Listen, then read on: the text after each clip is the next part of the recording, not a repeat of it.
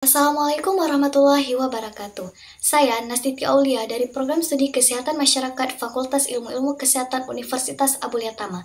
Di sini saya akan membahas judul artikel saya yang berjudul Tantangan Demokrasi di Era Digital Antara Partisipasi Online dan Disinformasi Kesehatan. Era digital yang terus berkembang, demokrasi menghadapi tantangan dan peluang baru. Internet telah membuka ruang partisipasi yang lebih luas bagi masyarakat. Namun, di sisi lain, hadir pula ancaman besar disinformasi, terutama dalam isu kesehatan.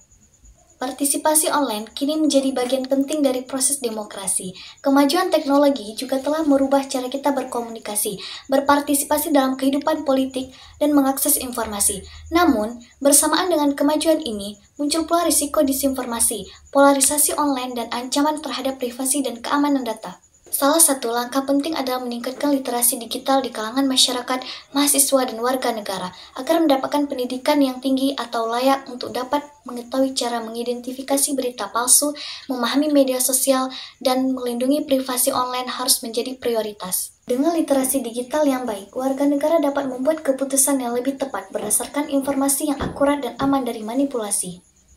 Kehadiran media baru juga telah mengubah mode berbagai aspek kehidupan manusia secara cukup benar, mulai dari aktivitas politik, ekonomi, sosial, dan kebudayaan. Dalam kehidupan politik juga, kehadiran media baru ini telah mendorong fenomena baru, yaitu apa yang dikenal sebagai demokrasi digital. Bahkan banyak kasus diakui bahwa kehadiran internet telah menjadikan salah satu faktor determinan atau penentu terhadap proses demokratisasi politik. Tapi sayangnya, derasnya arus informasi ini telah membawa kabar bohong, hoaks, dan disinformasi menyebar dengan cepat, terutama di saat krisis pandemi COVID-19. Disinformasi kesehatan bukan hanya mengacaukan fakta, tapi bisa mengancam nyawa. Saat kepercayaan publik pada kesehatan lembaga menjadi runtuh, keputusan masyarakat pun menjadi salah arah. Masyarakat sekarang juga telah bergeser menuju ke arah masyarakat informasi yang sedikit banyak telah mengubah mode komunikasi politik. Melalui internet, masyarakat netizen telah ikut terlibat secara aktif dalam proses-proses pengambilan keputusan strategis dalam kebijakan publik. Kaum netizen juga aktif memberikan fungsi kontrol terhadap jalannya pemerintah baik pusat maupun daerah. Akan tetapi, di samping membawa pengaruh positif, kehadiran demokrasi digital juga mendorong terjadinya persoalan serius terkait dengan perilaku para netizen itu sendiri.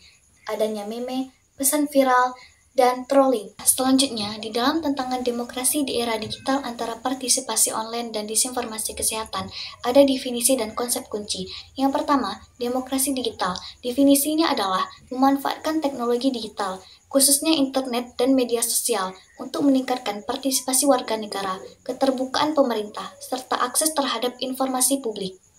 Kedua, ada partisipasi online. Definisinya adalah keterlibatan warga negara dalam proses politik melalui media digital, seperti diskusi di media sosial, kampanye digital, aplikasi daring, atau pemilihan umum berbasis teknologi. Ketiga, disinformasi kesehatan. Definisinya adalah penyebaran informasi yang salah atau menyesatkan masyarakat, mahasiswa, warga negara, dan siapapun itu terkait isu-isu kesehatan yang tidak baik atau negatif, baik secara sengaja maupun tidak sengaja. Selanjutnya adalah konsep kunci dari tantangan demokrasi di era digital antara partisipasi online dan disinformasi kesehatan. Konsep kunci yang pertama adalah demokrasi digital, di mana proses demokrasi yang semakin bergeser ke area digital, di mana masyarakat, mahasiswa, dan warga negara terlibat dalam diskusi publik, pengambilan keputusan, dan pengawasan pemerintah melalui media digital. Kedua, konsep kunci dari partisipasi online, di mana konsep ini meliputi hak digital, kebebasan berpendapat, akses informasi, dan keterbukaan atau kejelasan dalam menggunakan digital, baik itu masyarakat, mahasiswa, warga negara, dalam menggunakan dan memberikan hal-hal positif di media sosial. Ketiga, konsep kunci dari disinformasi kesehatan, di mana penyebaran informasi yang salah satu menyesatkan tentang isu-isu kesehatan, seperti vaksin, pandemi, dan penyakit, yang dapat merusak kepercayaan publik, memengaruhi kebijakan, dan dapat membahayakan kesehatan masyarakat. Selanjutnya, ada perkembangan teori dari tantangan demokrasi di era digital antara partisipasi online dan disinformasi kesehatan. Yang pertama, awal era internet 1990-an sampai awal 2000-an, dinamakan optimisme digital, di mana internet dipandang sebagai alat pembebasan yang memungkinkan siapa saja dapat mengakses informasi dan terlibat dalam diskusi publik. tanpa batasan geografis dan struktural. Kedua, era media sosial awal, dimulai dari tahun 2005 sampai 2015, dinamakan pertumbuhan partisipasi dan fragmentasi, di mana media sosial memungkinkan partisipasi warga secara langsung dan viral, tetapi mulai muncul filter bubble dan echo chamber.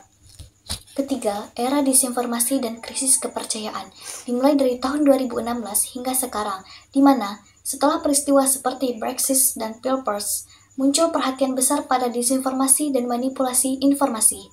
Keempat, saat ini dan masa depan, di mana fokus bergeser pada perlunya regulasi platform digital, misalnya seperti UU Digital, dan peran AI dan algoritma dalam menyebarkan atau mengendalikan informasi menjadi pusat perhatian, dan muncul pendekatan multidisipliner, teknologi, kebijakan publik, psikologi, dan etika. Nah, kesimpulannya adalah era digital mempermudah akses warga untuk berpartisipasi dalam proses demokrasi melalui media sosial, petisi daring, forum diskusi, dan platform. Namun, peningkatan partisipasi ini tidak selalu diikuti oleh kapasitas deliberasi publik yang baik.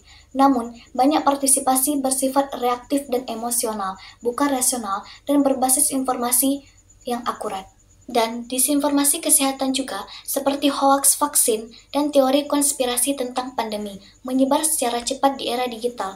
Hal ini melemahkan kepercayaan publik terhadap institusi sains dan kebijakan pemerintah. Ketika warga tidak bisa membedakan antara informasi sah dan palsu, proses pengambilan keputusan demokratis menjadi terdistori. Nah, di era digital sekarang juga menawarkan peluang yang luar biasa untuk memperkuat demokrasi, asalkan kita berani mengambil langkah yang diperlukan untuk mengatasi tantangannya. Sekian dari pembahasan artikel saya. Assalamualaikum warahmatullahi wabarakatuh.